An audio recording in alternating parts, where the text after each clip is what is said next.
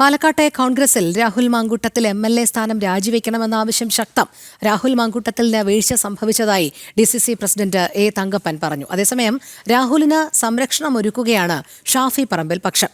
Rahul രാജിവെച്ചാൽ DCC ചുമതലകൾ കൂട്ടത്തോടെ ഒഴിയാനാണ് ഷാഫി പറമ്പിൽ പക്ഷത്തിന്റെ നീക്കം.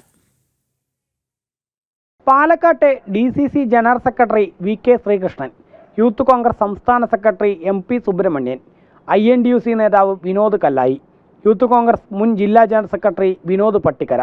പാലക്കാട് കോൺഗ്രസിനും യൂത്ത് കോൺഗ്രസിനുമകത്ത് രാഹുൽ മാങ്കൂട്ടത്തിൽ MLA സ്ഥാനം രാജിവെക്കണമെന്ന് അഭിപ്രായപ്പെടുന്നവരുടെ എണ്ണം ഉയരുകയാണ്. നവമാധ്യമങ്ങളിലും കോൺഗ്രസിൻ്റെ ഗ്രൂപ്പുകളിലുമൊക്കെയാണ് നേതാക്കൾ രാഹുൽ രാജിവെക്കുന്നതാണ് പാർട്ടിക്ക് നല്ലതെന്ന അഭിപ്രായവുമായി രംഗത്തെത്തിയിരിക്കുന്നത്. രാഹുലിനെ സംരക്ഷിക്കുന്ന VD സതീശനെയും ഷാഫി പറമ്പിലിനെയും ഒരു വിഭാഗം നേതാക്കൾ വിമർശിക്കുന്നുണ്ട്.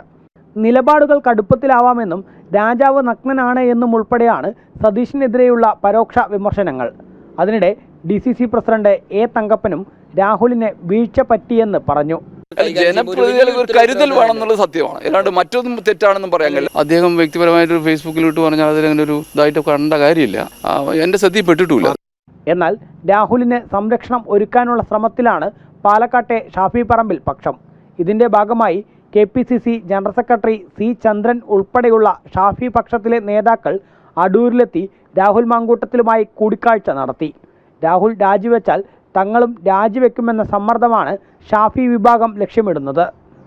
ജനം, പാലക്കാട്.